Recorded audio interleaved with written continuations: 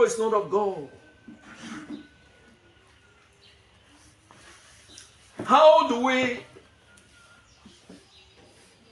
check how do we measure our spiritual preparation?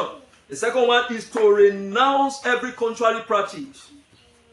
Renounce every contrary practice, whatever it is that is not of God, that we know in the pursuit of wealth, that we have mistakenly or consciously walked into. If we must be spiritually prepared to be transmitted into the world of abundance, we must renounce them.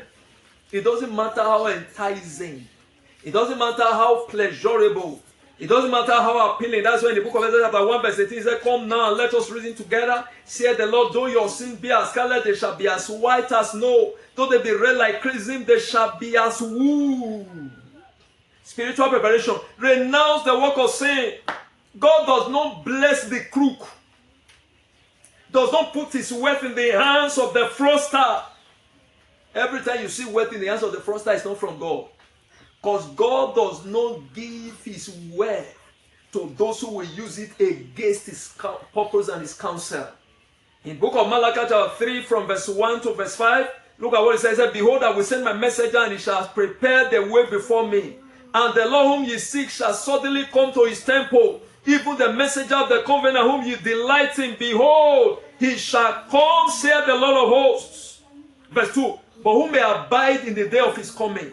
And who shall stand when he appeareth? For he is like a refiner's fire, and like a fuller's soap. And he shall sit as a refiner and purifier of silver. He shall purify the sons of Levi, and pour them as gold and silver, and that they may offer unto the Lord an offering in righteousness. Every offering that is not righteous, God does not accept. The quantity notwithstanding.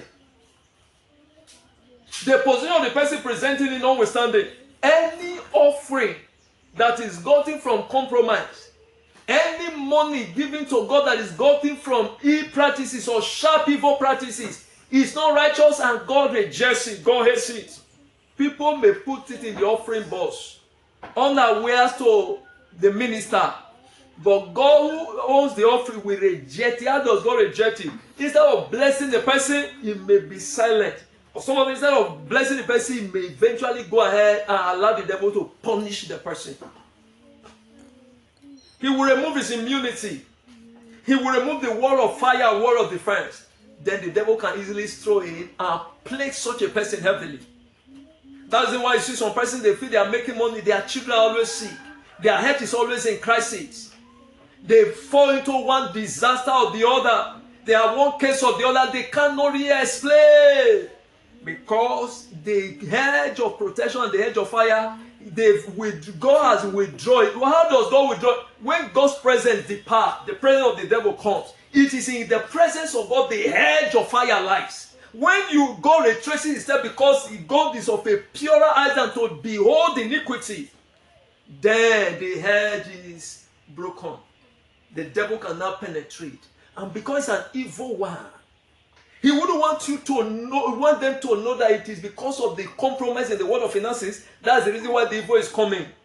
They say, after all, God is blessing me, I can pay for any bill. When there is sickness, it doesn't matter which part of the world, they are looking for the most seasoned medical health services in the world. They could pay millions of dollars. They say, after all, I have it. No, if that is a devourer. Beyond that, it is devouring them. It will end them up in hell if they don't do anything about it very quickly.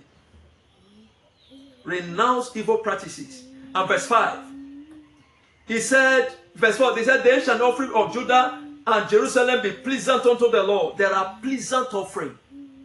As in the days of old, as in former years. Verse 5, I will come near to you to judgment. I will be a sweet witness against the sorcerers. What is he also saying? Witches and wizards.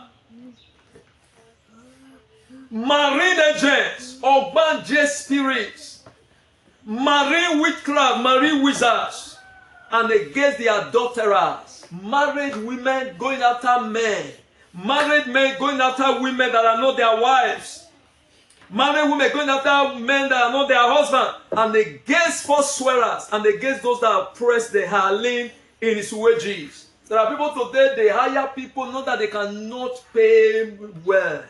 they were used to pay them peanuts. And when it's time to even pay them, they begin to dream about them. Delay the payment. This is what God is talking about. And he said, and those who oppress the hireling his wages. Those who take advantage of the widow. There are people today, the moment they know a woman does not have husband again, and most of the things that are the right of the children, even the right